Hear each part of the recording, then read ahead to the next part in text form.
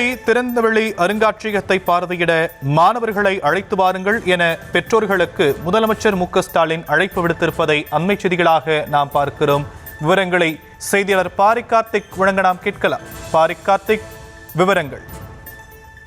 வணக்கம். கீழடி தமிழர்களின் தாய்மொழி என்பதை பறைசாற்றும் விதமாக ஒட்டுமொத்த தமிழர்களுடைய பூர்வீகமாக கீழடி உலக தொன்மை வரலாற்று பேசுகிறது.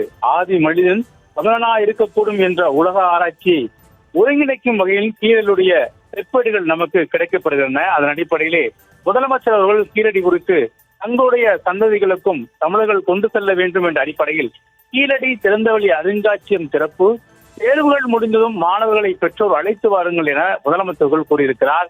கீழடியில் பானை ஓடுகளில் நாம் கண்டெடுத்த தமிழ் எழுத்துக்கள் கடல் கலந்து எகிப்து நாட்டில் இருக்கக்கூடிய பிரமிடுகளிலும் இடம்பெற்றுள்ளது மகிழ்ச்சி அளிக்கிறது எனவும் தெரிவித்திருக்கிறார்.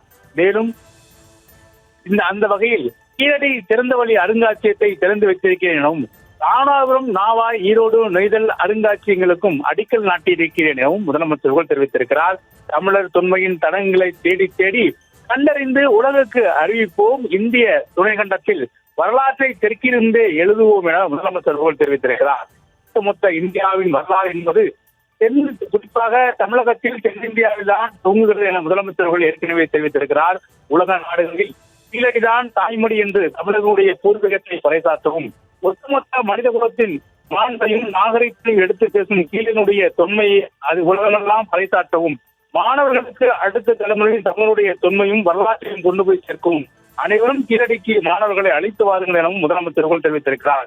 மேலும் தற்போது எகிப்து நாட்டில் இருக்கக்கூடிய பிரமிடுகளில் தமிழ் மொழியினுடைய எழுத்துக்கள் கண்டறியப்பட்டது.